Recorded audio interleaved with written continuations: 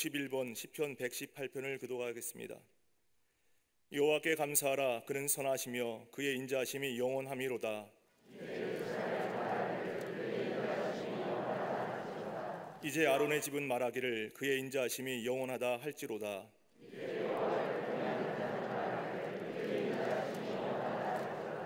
내가 고통 중에 여호와께 부르짖었더니 여호와께서 응답하시고 나를 넓은 곳에 세우셨도다.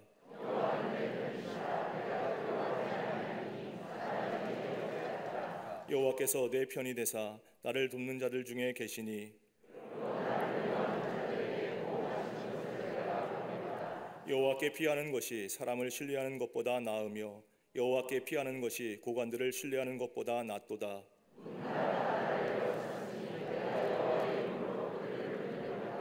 너는 나를 밀쳐 넘어뜨리려 하였으나 여호와께서는 나를 도우셨도다.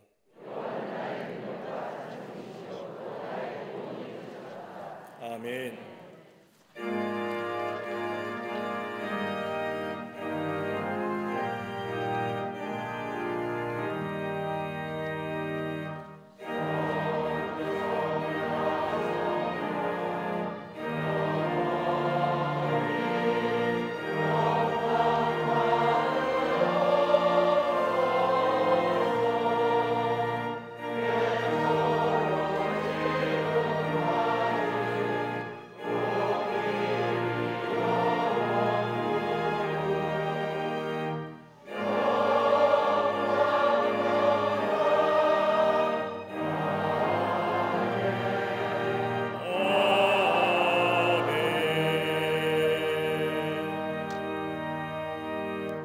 전능하사 천지를 만드신 하나님 아버지를 내가 믿사오며 그 외아들 우리 주 예수 그리스도를 믿사오니 이는 성령으로 잉태하사 동정녀 마리아에게 나시고 본디오 빌라도에게 고난을 받으사 십자가에 못 박혀 죽으시고 장사한 지 사흘 만에 죽은 자 가운데서 다시 살아나시며 하늘에 오르사 전능하신 하나님 우편에 앉아 계시다가 저리로서 산자와 죽은 자를 심판하러 오시리라.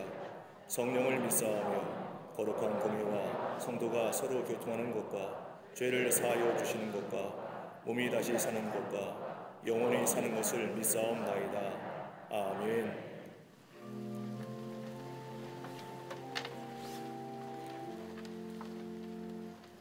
언제나 선하시며 인자하심이 영원하신 하나님 아버지, 지난 한 주간도 주님의 선하신 손으로 인도하여 주셨다가 오늘 거룩하고 복된 주일을 허락하시사 신령과 진정으로 예배드리게 하심에 감사를 드립니다. 이 시간 예수 그리스도의 십자가 보혈의 공로를 의지하여 주님 전에 나왔사오니 저희의 모든 죄와 허물을 용서하여 주옵소서. 주일 예배를 통해 마음과 심령이 회복되게 하시사 불안의 안개가 짙은 세상 속에서도 약속의 말씀을 붙잡고 승리하는 복된 역사가 넘쳐나게 하여 주시옵소서.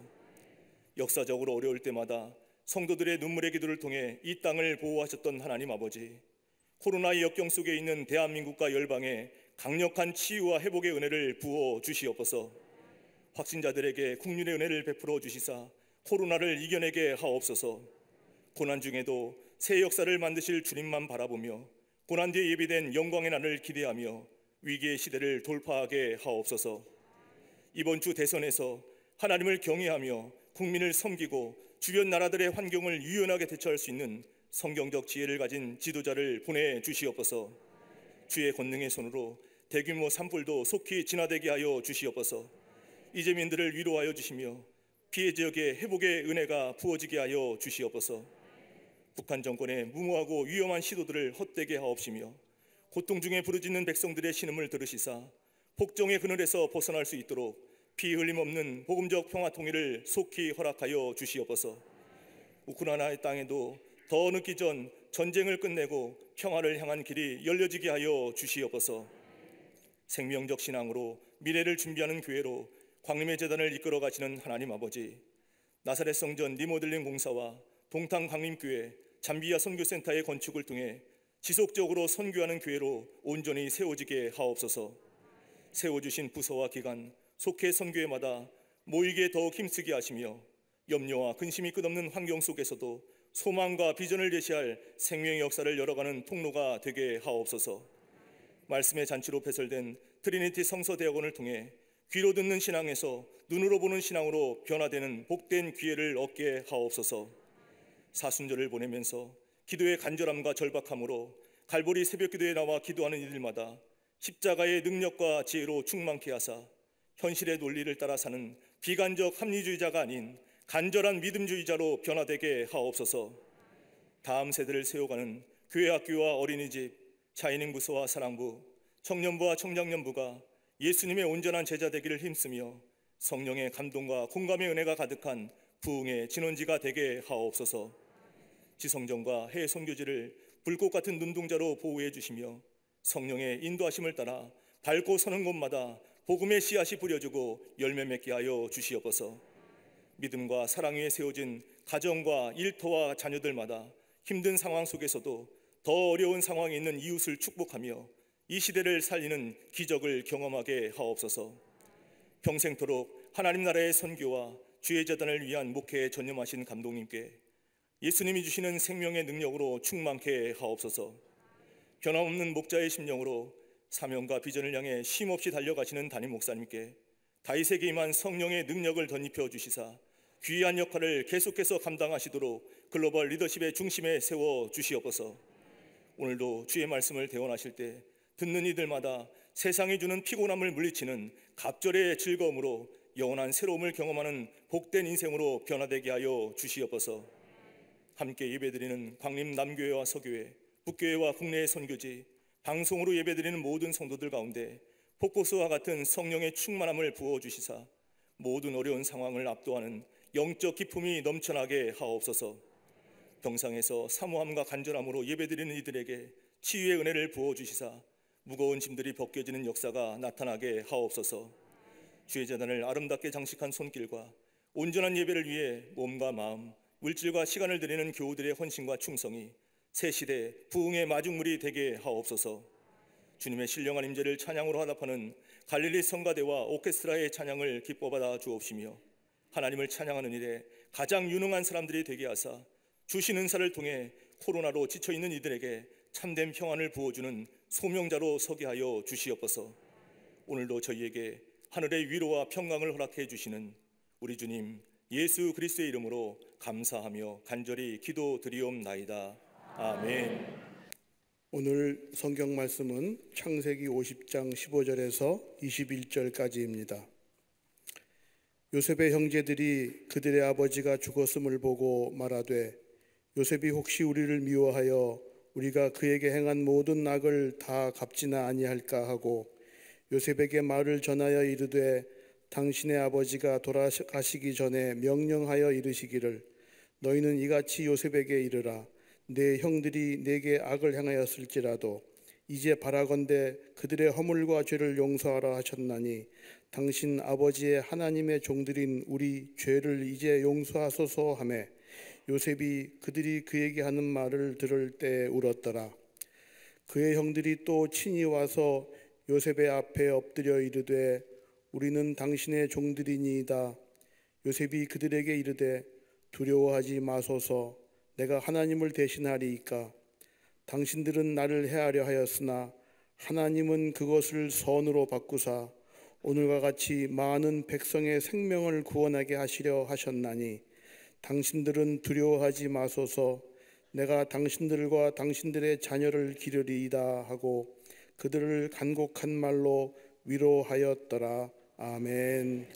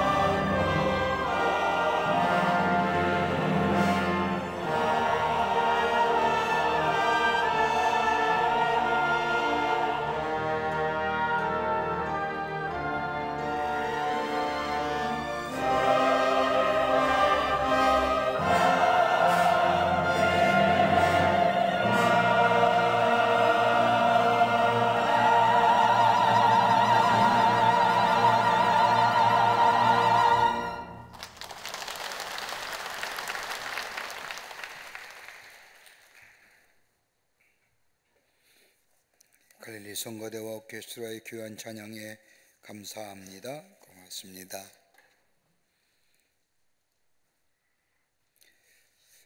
우리가 사는 지금의 세상 들려오는 이야기를 들어보면 어떻게 이렇게 악할 수 있을까 할 정도로 때로는 혀를 차기도 하며 그 무서운 죄악의 모습을 보면서도 절망감에 갖게 됩니다. 세상의 날로 악해져감을 보며 죄가 많을 뿐만 아니라 죄가 너무 지능적으로 발달함을 보면서 절망하기도 하고 참으로 마음이 답답해질 때가 있음을 보게 됩니다. 여러분 가운데 혹 이런 죄와 불의의 피해자가 되어 보신 적은 없으신지요? 혹 이것 때문에 억울한 고통을 당하신 적은 없으신지요? 오늘 본문의 말씀을 보면 요셉은 17살 나이에 형들에 의해서 팔려갑니다. 생각해보면 아무런 죄가 없었습니다. 집이 멀리 떠나 있는 형들을 위해 아버지인 야곱이 싸준 음식을 가지고 형에게 찾아갔다가 형들에 의해서 물이 없는 우물에다 던져졌고 그러다가 지나가는 애굽의 상인에게 팔려갑니다. 아버지의 심부름을 갔는데 깨끗한 마음으로 갔기만 한 번도 안 길은 다시 돌아오기 어려운 길로 가고 말았습니다. 노예로 팔려간 요셉, 저들은 노예가 얼마나 비참한지를 압니다. 한번 팔려가면 일생 동안 노예입니다. 거기서 벗어날 길은 전혀 없습니다. 노예로 팔려가는 순간 그에게는 자유라는 것은 사라집니다. 그가 가진 재능이나 기술이나 건강 모두가 다 주인의 것입니다. 나중에 가정을 이루어 태어난 자녀들조차도 나의 자녀가 아니라 노예가 되어 주인의 소유가 되어버리고 맙니다. 그 길로 형들이 요셉을 팔아 넘긴 겁니다. 이처럼 엄청난 죄악이 어디에 있을까요? 그리고 13년 뒤에 장면이 바뀝니다. 요셉은 애굽의 총리가 되었고 형들은 가나안 땅과 더불어 온 땅에 흉년이 들었을 때에 양식을 구하러 애굽 땅으로 내려와 애굽의 총리가 된 요셉 앞에 무릎을 꿇고 머리를 조아리며 양식을 구합니다. 자신의 배 무릎을 꿇고 머리를 조아리는 형들의 모습을 본 이 요셉은 통곡을 합니다. 반갑기도 하고 분하기도 하며 지난날 지내온 시간들을 생각하면 억울하기도 합니다. 그리고 나서 요셉은 저들을 용서해 줍니다. 용서하며 서로 화해한 것이 아니라 요셉의 일방적인 용서입니다. 우리가 인생을 살아가면서 행복한 인생이 되기 위해서 하는 일들이 많이 있겠지만 그보다도 중요한 것이 있다면 우리 안에 화평과 화목함이라 할 것입니다. 이 화평은 그냥 저절로 이루어지는 것이 아니라 관계성 속에서 나오게 됩니다. 혹 여러분 가운데 관계의 어려움을 통하여 힘든 일을 겪어보신 적이 있으신지요? 관계의 무너짐을 통하여 겪는 아픔과 고통은 그 어떤 것으로 설명할 수 없을 만큼 깊은 아픔으로 다가옵니다. 관계성이 무너질 때에 거절당함에 대한 분노의 마음, 미움과 증오, 의심과 질투, 불안과 두려움, 이러한 마음이 우리 가운데 찾아오게 되면 이것이 더 심화되게 되면 우리 안에 자기 상실을 가져오게 되고 이것이 더 심화되게 되면 우리의 삶에 황폐함이 찾아오게 됩니다. 이걸 가리켜서 우리는 상처라고 얘기합니다. 상처가 많은 사람에게는 행복이라는 것을 찾아볼 수가 없습니다. 이걸 아셨던 우리 주님은 이 땅을 살아가면서 수많은 사람들과 관계를 맺으며 살아가기에 그 관계가 복된 관계가 되기 위해서 예수님은 제자들을 가르치신 주의 기도 안에 일용한 양식과 연결시켜 이것을 기도하라고 말씀하십니다.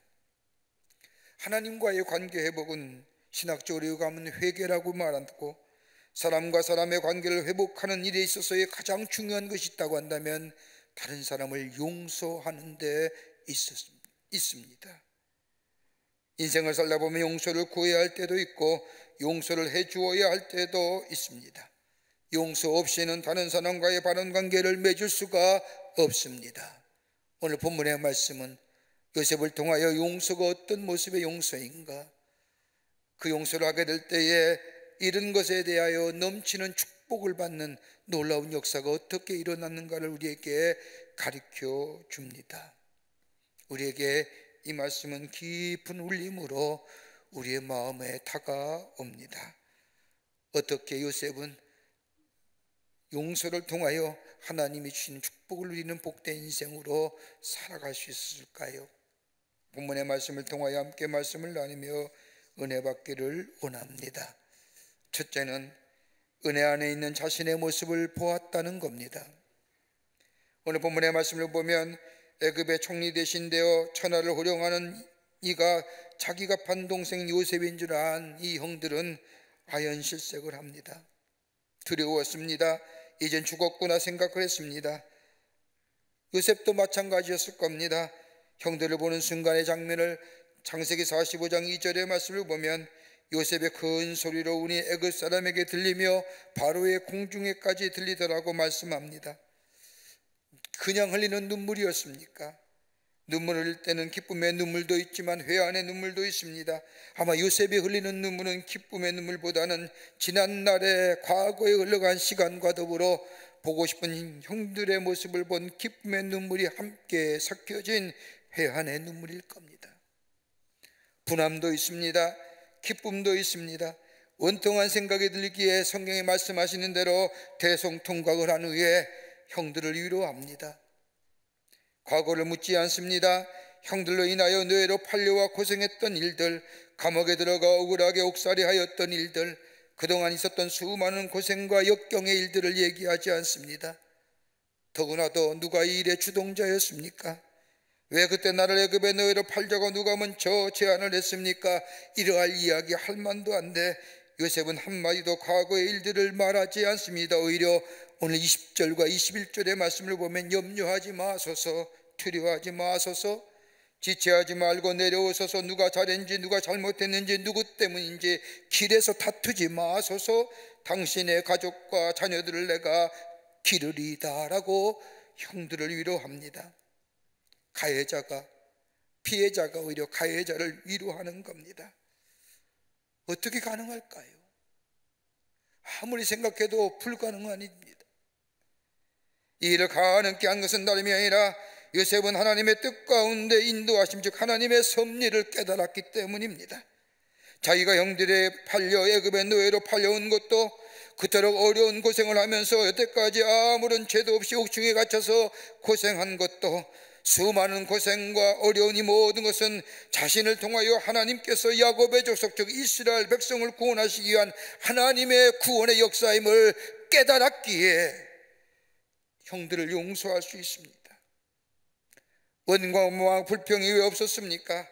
그런데 하나님의 은혜를 알았습니다. 그러기 45장 5절의 말씀을 보면 당신들이 나를 이곳에 팔았다고 해서 근심하지 마소서, 한탄하지 마소서, 하나님의 생명을 구원하시려고 나를 당신들보다 먼저 보내셨니다라고 얘기하고 45장 7절에 와서는 더 강한 어법으로 하나님의 큰 구원으로 당신들의 생명을 보존하시려고 당신들의 우선을 세상에 두시려고 나를 당신들 앞서 보내셨나이다 라고 말합니다. 요셉은 자신이 팔려왔다고 얘기하지 않습니다. 형들 앞에 앞서서 하나님이 나를 이곳에 보내셨다고 고백합니다. 여러분, 팔렸다는 것과 보내셨다는 것은 엄청난 차이가 있습니다. 팔렸다는 것은 인간의 생각입니다. 인간의 일입니다. 그러기에 그 일에는 원망과 불평이 때로는 심한 좌절과 실망감이 담겨져 있습니다. 그런데 보내셨다고 하는 이 고백에는 하나님의 이 모든 일이 주권하에 이루어졌다는 믿음의 고백이 그 속에 담겨져 있는 겁니다. 보내시는 과정을 들여다보면 억울하고 때로는 분한 생각이 들지만 그러나 이제 와보니 하나님께서 저 아브라함에게 약속하신 일을 이루시기 위하여 더 나아가 이스라엘 백성과 애굽의 백성을 구원하시기 위해서 하나님의 섭리 가운데 내가 애굽에 팔려왔으며 오늘 이 자리에 세우심을 받은 것은 다만 하나님의 구원의 역사, 하나님의 귀한 섭리 가운데 이루어졌다는 사실을 고백합니다. 이 고백이 어떻게 가능할까요? 하나님의 은혜를 깨닫는 자만이 할 수 있는 고백입니다. 하나님의 은혜가 내게 있음을, 그러기에 50장 19절 말씀을 보면 형들이 자꾸 걱정하니까 요셉이 그들에게 이르되 두려워하지 마소서, 내가 하나님을 대신하리이까. 당신들은 나를 해하려 하였으나 나는 당신들을 해하지 않습니다. 당신들에게 복수하지 않을 겁니다. 미워하지도 않을 겁니다. 손대지 않을 겁니다. 내 마음에는 전혀 복수한 일이 없다는 이야기입니다. 과거에 찌들었던 아픈 상처들, 그것이 동기가 되어 내가 무엇인가 이루었을 때 내 꼭 갚아주려고 하는 그런 마음이 아닙니다. 내가 하나님을 대신하겠습니까? 라고 하는 말은 다름이 아니라 하나님께 맡길 뿐이요, 내가 하야 이르는 날이 아니라 용서를 통하여 화해함과 화평함, 그것뿐이라는 겁니다. 로마서 12장 17절의 말씀을 보면 아무에게도 악으로 압을 깎지 말고 모든 사람 앞에서 선한 일을 도모하라. 할 수만 있거든 너희 모로서 모든 사람으로 더불어 화평하라고 말씀하십니다. 선한 일을 도모하는 사람이 되라는 겁니다. 악을 악으로 갚는 것은 선한 사람이 할 수 있는 일이 아닙니다. 예수 그리스도의 마음을 가진 사람은 악을 악으로 갚는 것이 아니라 악을 선으로 갚는 겁니다. 여러분, 악을 악으로 갚는다는 것은 악에게 진다는 겁니다. 악한 것으로 인하여 낙심하는 것은 진다는 겁니다. 악한 것으로 인하여 좌절하면 패배한다는 겁니다. 실망하면 안 됩니다. 우리의 삶과 환경이 아무리 악이 득세하고 불의함이 넘쳐난다 할지라도 그것으로부터 낙심하면 벌써 패한 것이라는 겁니다. 그러기 로마서 12장 14절 말씀을 보면 너희를 박해하는 자를 축복하라. 축복하고 저주하지 말라고 말씀합니다. 박해하는 자를 축복하고 저주하지 말라는 것은 저주하는 마음을 갖는 순간 패한 것이라는 겁니다. 오히려 자신을 저주한 자를 축복하는 삶, 이것이 바로 궁극적인 승리하는 삶, 하나님의 은혜를 깨닫는 자만이 할 수 있는 일이라는 겁니다. 쉽게 표현하자면요, 하나님의 축복의 통로가 되라는 겁니다. 우리가 하나님의 축복의 통로가 되는 가장 실천적인 단계가 뭘까요? 다른 사람을 위하여 나누어 주고 섬기고 베푸는 것이 하나님이 주시는 은혜를 나누고 실천적인 행동의 모습일까요? 그보다 앞서는 것이 있다고 한다면 내게 나오는 말이나 내 행동이 다른 사람을 향하여 하나님의 축복의 통로가 되라는 겁니다. 여러분, 어느 학자에 의하면 인간이 하루에 말하는 수가 16,000단어를 이야기한다고 합니다.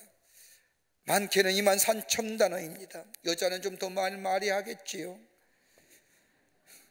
그런데 16,000단어 가운데 다른 사람을 향하여 축복하며 다른 사람을 섬기며 다른 사람을 세우며 용기 주는 말은 몇 번이나 하시는지요?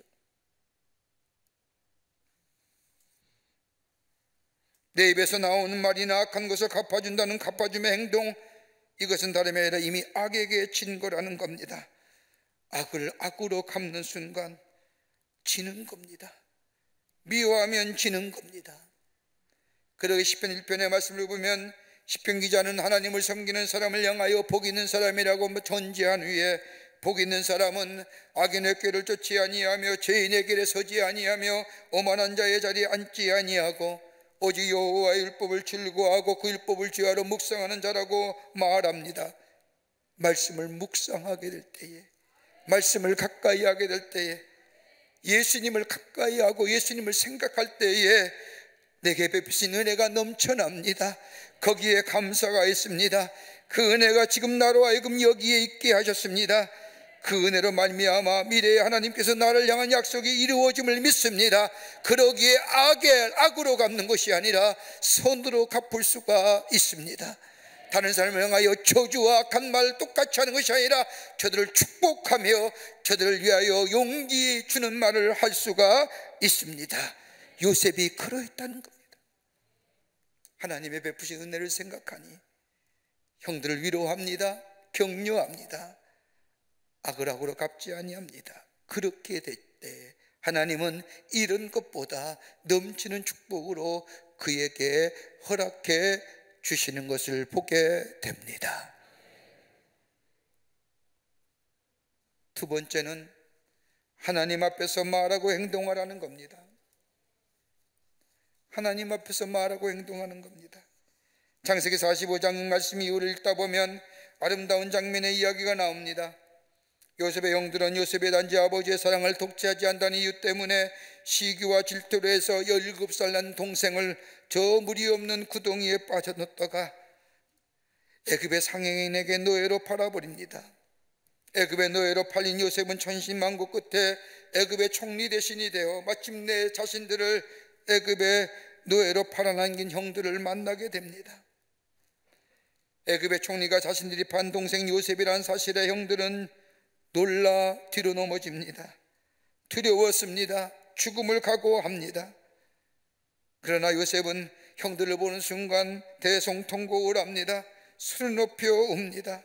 그리고 나서 형들을 위로합니다. 과거를 묻지 않습니다. 지난날 왜 나를 그렇게 하였습니까? 내가 그때 그렇게 애꼴복꼴 하였는데 왜 나를 애굽에 팔아넘겼습니까? 누가 주동자입니까? 누가 말렸습니까? 누가 밀어붙였습니까? 여러분, 보통 우리가 가족상봉의 이야기를 들어보며 또 방송을 보면 오랫동안 해줬다가 만난 가족들의 그 눈물겨린 일들을 보면서 마지막 나온 게 왜 그때 나를 찾지 않았습니까? 다 그렇게 얘기하지 않습니까?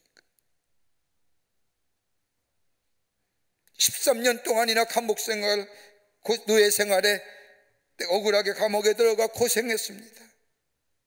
지난 13년에 살아온 이야기들 말하려고 하면 엄청난 이야기들이 쏟아나오질 터인데 요셉은 말하지 않습니다. 그 대신에 형들을 위로합니다. 염려하지 마소서, 두려워하지 마소서, 지체하지 말고 내려오소서. 창세기 50장 20절과 21절의 말씀을 보면 형들을 위로하기를 하나님이 그것을 선으로 바꾸사 오늘날 같이 만민의 생명을 구원하게 하시려 하셨나이다라고 말합니다. 이 말의 뜻은 내가 지난날의 고난과 어려움과 역경 당했던 그 실은 이제야 그 의미를 알았다는 겁니다. 하나님의 뜻을 알았다는 겁니다. 왜 내가 까닭 없이 억울함을 당했는지, 왜 내가 까닭 없이 죄의 감옥에 들어갔는지, 그 많은 고통을 당하면서 그 당시에는 이유를 알 수 없었지만은 이제 와보니 아하, 하나님의 구원의 역사였습니다. 하나님의 뜻 가운데, 섭리 가운데 이루어진 일이었습니다. 여러분, 요셉이 형들을 용서한 것은 요셉의 덕도 아닙니다. 높은 인격도 아닙니다. 정치계 수완도 아닙니다. 요셉이 형들을 용서할 수 있는 것은 다름이 아니라 그가 가졌던 믿음, 그 믿음은 다른 것이 아니라 하나님에 대한 이해였습니다. 하나님에 대한 이해가 자신의 신앙 고백으로 나타납니다. 그 신앙 고백은 다름이 아니라 하나님은 역사의 주인이실 뿐만 아니라 자신의 삶은 하나님의 주권 아래 있음을 고백하는 그 믿음 가지고 형들을 용서한 겁니다. 자신의 삶의 13년의 궤적을 뒤돌아보니 그 14년의 삶을 반추해 보니 때마다 심하다 그때는 이해가 되지 아니하고 도무지 용납이 되지 않았던 일들이지만은 지금 와보니 아하, 이제야 생각납니다. 이제야 이해가 됩니다. 왜 그때 그런 일을 당했는지. 지금 와보니 그것이 바로 하나님의 역사하심이었고 인간의 역사, 나의 삶의 모든 역사가 하나님의 주권하에, 하나님의 주도하에 이루어졌음을 이제야 깨달은 이 요셉은, 여러분 성경 45장과 50장에 요셉의 이야기가 기록된 창세기 말씀을 보면 요셉은 언제든지 형들 앞에서 이야기할 때에 하나님이라고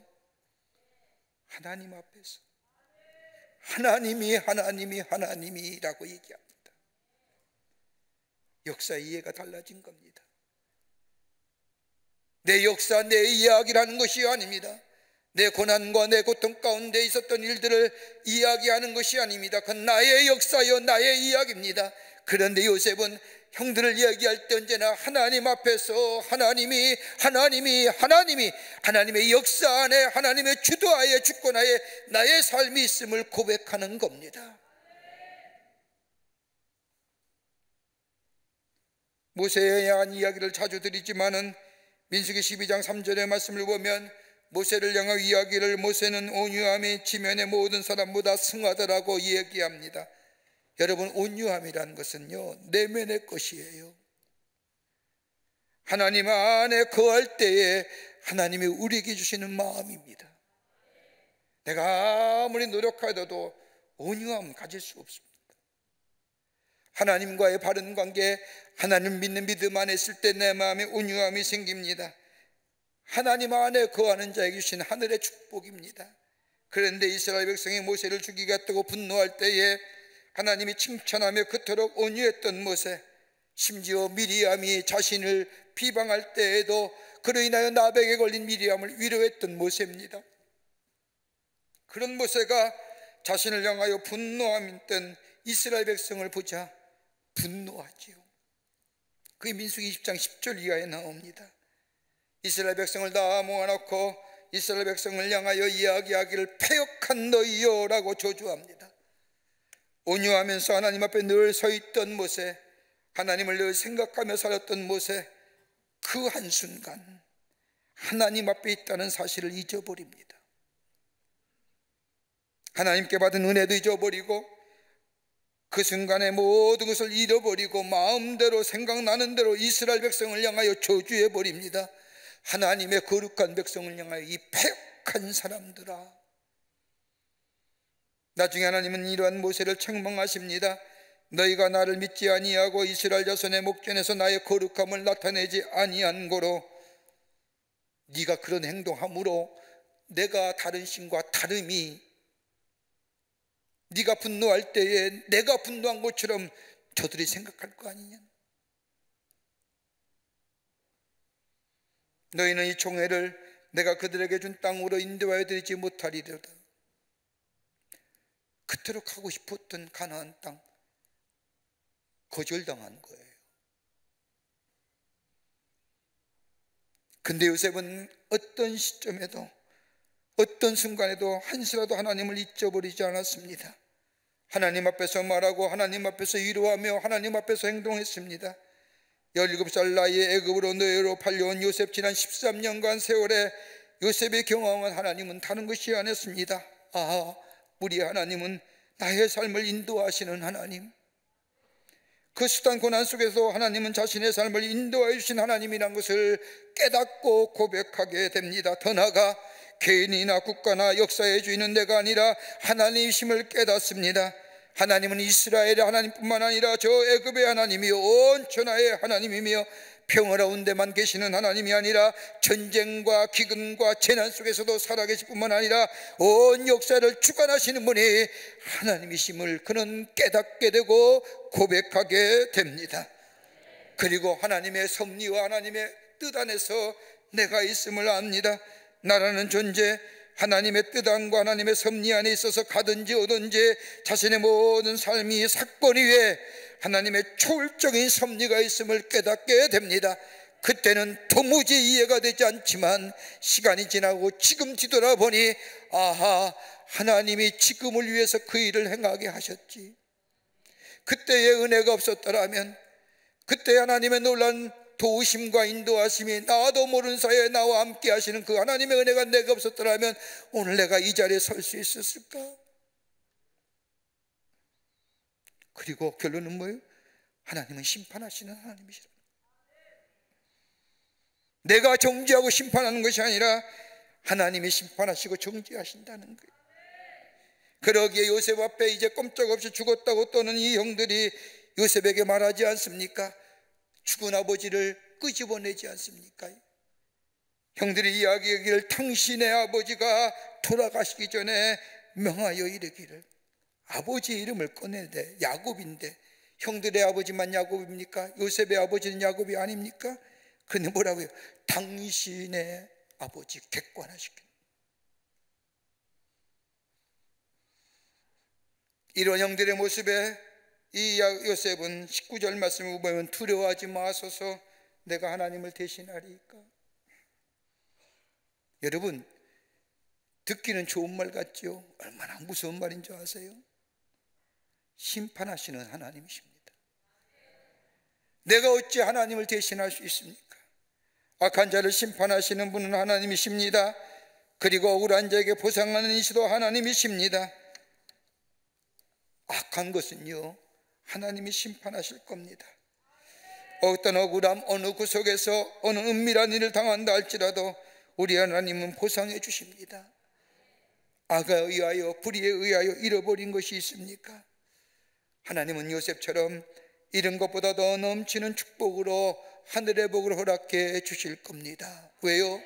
하나님은 역사의 주인이시요, 우리의 삶을 인도하시고 지키시는 분이요, 나의 삶의 모든 삶을 뒤돌아봐도 하나님의 인도하심과 하나님의 주권하에 있음을 우리는 믿기 때문입니다. 그러게 악을 악으로 갚는 거 아닙니다.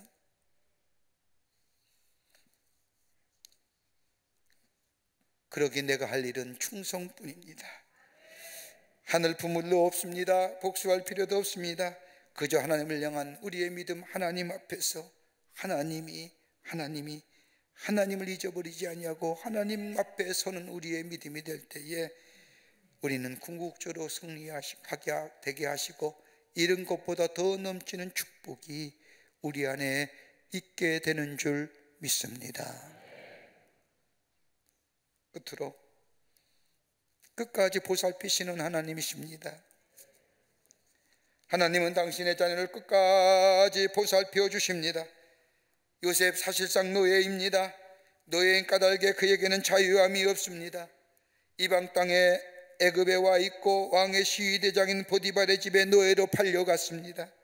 우상을 섬기는 나라에 왔고 우상을 섬기는 집에서 함께 먹고 마실 수밖에 없습니다. 이스라엘 사람들은 우상을 섬기는 이방 사람과는 가까이 하지 않습니다. 지금도 이스라엘 사람 나라가 저렇게 배타적인 것은 다름이 아니라 이런 하나님의 관한 신관 때문입니다. 노예에게 자유함이 없습니다. 이제는 우상을 섬기는, 그토록 싫어하며 경멸의 대상인 우상 섬기는 사람들의 시중을 들어야 합니다. 우상이 있는 집에서 잠을 자야 하며 이방의 사람들과 함께 거하며 이방 사람들, 우상을 섬기는 사람들을 섬기는 자가 될 수밖에 없는 운명입니다. 그런데 창세기 45장 이후에 요셉의 이야기를 기록한 성경 말씀을 읽다 보면 요셉은 한 번도 자신의 신세를 한탄하거나 그러다고 자학하지 않습니다. 노예로서의 순종의 삶을 살아갑니다. 그러나 노예지만은, 비록 이 우상을 섬기는 사람을 섬기는 자리에 있지만은 자기가 지켜야 할 의를 지켜나갑니다. 죄를 멀리했습니다. 거짓을 멀리했습니다. 하나님 앞에서 충성을 다했습니다. 이방 사람의 집에서 노예로 살아 자유를 빼앗겼지만은 신앙적인 자유, 하나님을 섬기는 일만은 빼앗기지 않았습니다. 하나님 앞에 경건하고 진실하게 살았습니다. 하나님을 위해 큰일한 것도 아닙니다. 하나님을 대놓고 증거한 적이 없습니다. 13년의 애굽에서의 노예 생활과 그 밖에 옥에서의 생활을 가만히 요셉의 생활의 궤적을 뚫어보면 한 번도 하나님에 대하여 증거한 적이 없습니다. 그런데 요셉은 하나님 앞에서의 자신의 의, 어떻게 보면 조그만 의입니다. 하나님 앞에 거룩함과 신실함과 진실함, 이거 버려놓지 않았다는 거예요.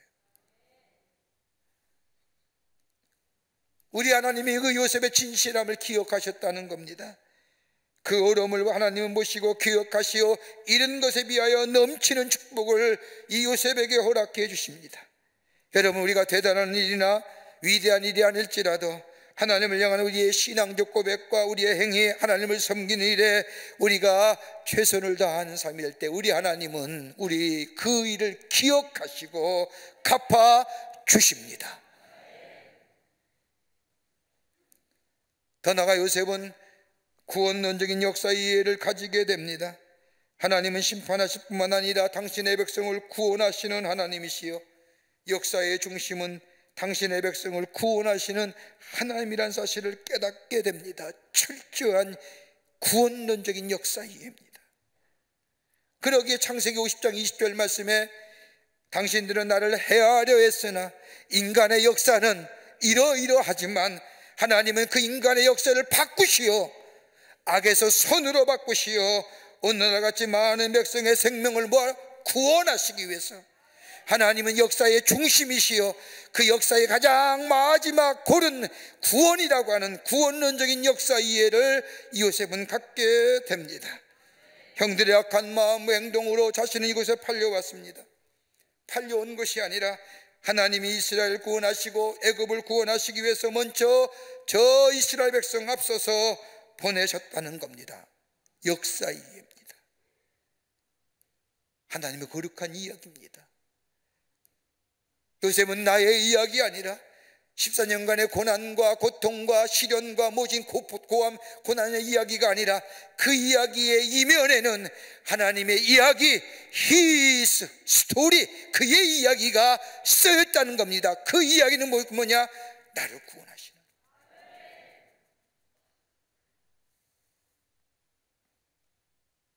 엄청난 역사의 이해입니다. 나를 구원하시는 하나님의 이야기. 여러분, 여러분의 삶의 궤적을 뒤돌아보십시오. 여러분의 삶 그 자체가 하나님의 구원의 이야기입니다. 그 믿음을 고백하는 자, 하나님이 기뻐하시는 거예요. 이것이 나의 간증이요, 이것이 나의 여러분에게 드릴 이야기라고 하는 거예요. 또 하나, 요셉은 하나님은 나를 돌봐보시고 나를 인도하시는 하나님이라고 하는 것은 다름이 아니라 우리 하나님은 악을 선으로 바꾸시는 하나님이시라. 당신들은 나를 헤아려 하였으나 하나님은 그것을 바꾸셨습니다. 뭐로요? 선으로. 악을 선으로 바꾸신 그 하나님의 능력, 그 하나님 조그만 의에도 응답하시고 하나님은 구원의 역사를 이루시는 하나님이시고 하나님의 능력을 깨달은 이 요셉은 형들을 용서할 수밖에 없습니다. 그러기에 요셉을 가리켜서 예수님의 모형이라고 하는 이유가 여기에 있습니다. 우리는 하나님 앞에서 죄인입니다. 우리의 죄를 사하시기 위해서 우리 예수님께서 십자가를 지시고 우리의 죄값을 지불하심으로 우리를 용서하셨습니다. 하나님의 놀라운 능력, 하나님의 신실하심, 그리고 하나님의 구원의 역사. 그러게 창세기 45장부터 50장까지 요셉의 이야기가 기록되어 있는데 그 말씀을 읽다 보면 요셉이 몇 번이냐? 무려 7번이나 옵니다.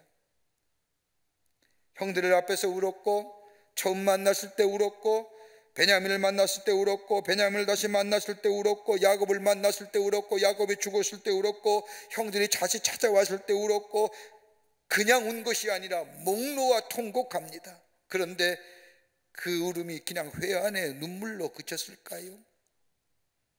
아닙니다. 그가 운 것은 하나님의 뜻을 생각하며 울었고, 아하, 형들을 만나네, 하나님의 뜻이었구나. 감격해서 울었습니다. 옛날에 꿈꿨던 것이 오늘에 이루어진 것에 대하여 울었고, 형들이 서로 다투는 모습을 보면서 안타까워 울었고, 서로 비난하면서 잘잘못을 따지지 말라고 하면서 울었고, 다 용서했음에도 불구하고 요셉의 마음을 이해하지 못하고 용서받은 자의 부끄러움과 두려움에 빠져있는 그 모습을 보며 측은히 여기면서 요셉은 울었다는 겁니다. 예수의 마음이죠. 그리고 용서하고 화해하고 화평을 누립니다. 그러다 하나님은 요셉에게 이런 것에 비하여 더 넘치는 축복을 그에게 허락해 주십니다. 사랑하는 성도 여러분, 바다에 잔잔한 숭늉만 있어야 좋은 것 같지요. 그런데 숭늉만 있으면 고기들이 먹이는 플랑크톤이 생기지 못한다고 합니다. 한 번씩 큰 태풍이 몰아쳐 바다의 밑바닥까지 뒤집어 놓게 될 때에 물고기들의 먹이들이 새롭게 성성되어 새로운 생명의 역사가 그곳에 꿈틀거린다고 합니다. 고요한 바다는 죽은 바다입니다. 생명은 그 안에 살 수가 없습니다.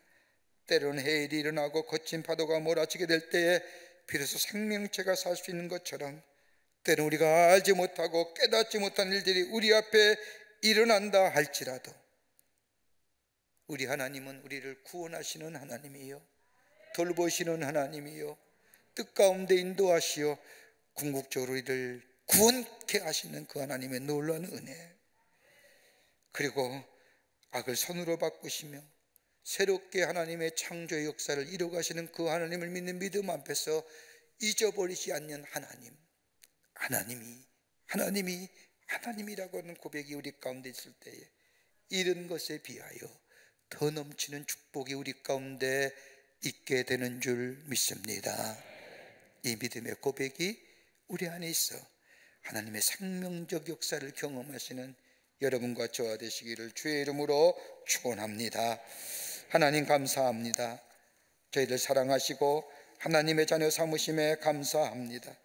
때로는 이해 못할 아픔과 고통과 곤고함이 우리 가운데 있다 할지라도 주의 은혜를 생각하게 하시고 하나님의 구원의 역사를 기억하게 하여 주시며 하나님 앞에 신실한 믿음의 모습으로서 하나님 앞에 하나님을 잊어버리지 않는 삶 되게 하여 주셔서 하나님의 놀라운 역사를 경험할 뿐만 아니라 이런 것에 비하여 더 넘치는 축복을 누리는 저희들 되게 하여 주시옵소서. 성령이 도우실 줄 믿으며 예수님의 이름으로 기도하옵나이다. 아멘.